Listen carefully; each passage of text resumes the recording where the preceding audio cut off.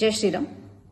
టాలీవుడ్ ఇండస్ట్రీకి సంబంధించి ఒక ప్రముఖమైన కొరియోగ్రాఫర్ షేక్ జానీ బాషా, జానీ మాస్టర్ అని పిలువబడే ఒక కొరియోగ్రాఫర్ సెక్షువల్లీ అసాల్ట్ చేస్తున్నాడు అని చెప్పి ఒక జూనియర్ కొరియోగ్రాఫర్ పోలీస్ స్టేషన్లో కంప్లైంట్ ఇచ్చినప్పటికీ ఇంతవరకు పోలీస్ యంత్రాంగం గాని రాష్ట్ర ప్రభుత్వం గాని దానిపై స్పందించకపోవడం చాలా దురదృష్టకరమైన విషయం.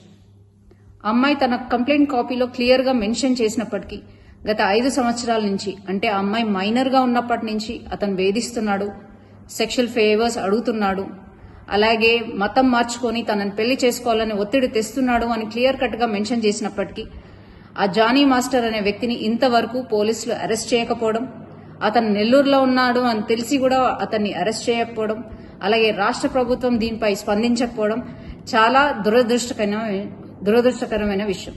ఇది క్లియర్ కట్ గా లవ్ జిహాద్ కేసు.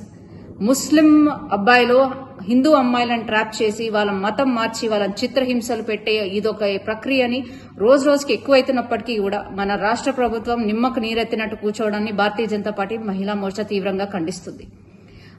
రోజు రోజుకి రాష్ట్రంలో అత్యాచారాలు అన్యాయాలు పెరుగుతున్నప్పటికీ మన సీఎం రేవంత్ రెడ్డి గారు, కేర్ ఆఫ్ హోమ్ మినిస్టర్ గారు నిర్లక్ష్య వైఖరిని మేము తీవ్రంగా ఖండిస్తున్నాం. ఇది వెంటనే లవ్ జిహాద్ గా కేసుగా తీసుకోవాలని, అలాగే ఆ అమ్మాయికి వెంటనే న్యాయం జరగాలని, న్యాయం జరిగే విధంగా భారతీయ జనతా పార్టీ మహిళా మోర్చా తనకు అండగా ఉండి ఆమెకి న్యాయం చేసే విధంగా పోరాడతామని, దీన్ని ఎటువంటి పక్షపాతం వహించకుండా ఈ కేసు సాల్వ్ చేయాలని విజ్ఞప్తి చేస్తూ జై శ్రీరామ్.